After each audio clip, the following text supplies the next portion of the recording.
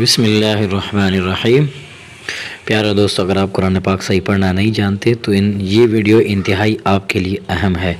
دیکھیں، قرآن پاک کو پڑھنے کے لیے سب سے پہلے جو ہے نا ہمیں حروفوں کا جوڑ توڑ صحیح آتا ہو۔ اگر جوڑ توڑ ہمیں صحیح آتا ہے تو پھر سمجھ لیجئے کہ ہمیں قرآن پاک بھی صحیح آئے گا۔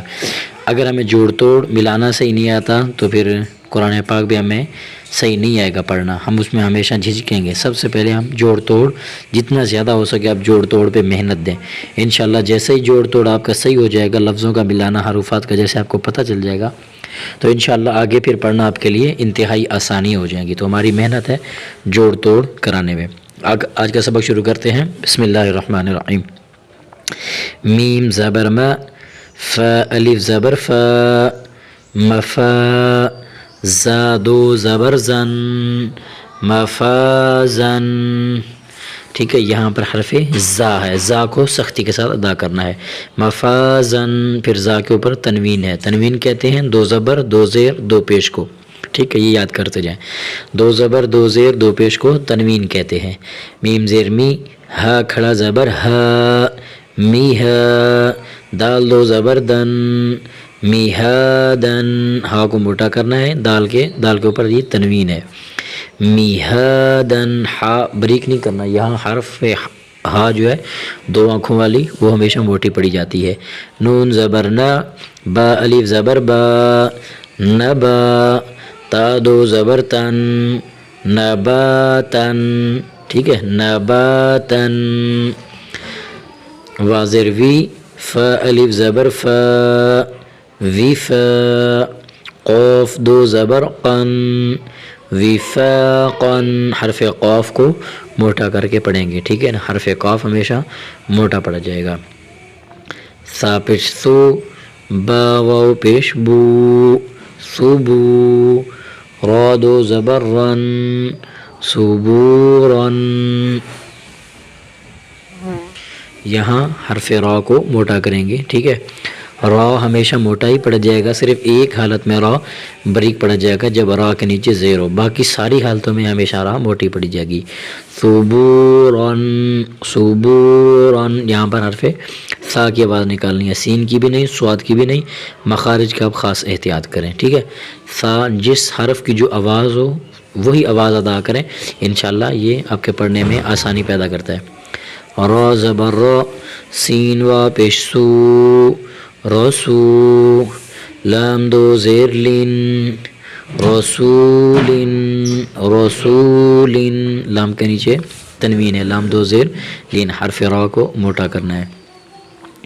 شین پیش شو، ہا واو پیش ہو، شوہو، دال دو پیش دن، شہودن، شہودن، ہا کو موٹا کریں اور واو کے ساتھ تھوڑا سا کھینچیں، واو کو دو الف یا تین الف جتنا تھوڑا سا کھینچیں، شہودن۔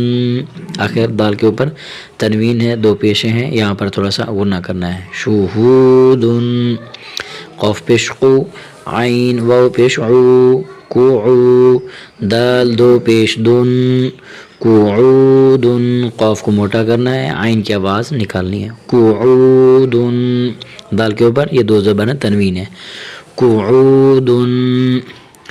آگے واو پیش وو، جیم واو پیش جو، وجو، ہا دو پیش ہن، وجوہن۔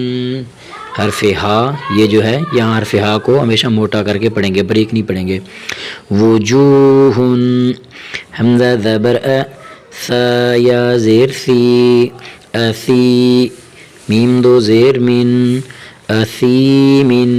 یہاں حرف سا کی اپنی آواز، سا کو سین نہیں پڑھنا، یہ خیال کرنا ہے، اسیمن۔ حمزہ زبر ا، حمزہ زبر ا، لام یا زیر لی، یہاں ہم نے حمزہ پڑھا ہے، کیوں؟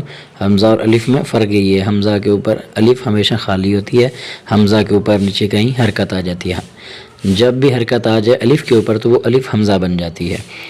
علیمن، حمزہ زبر ا، لام یا زیر لی، علی، میم دو زیر من، علیمن۔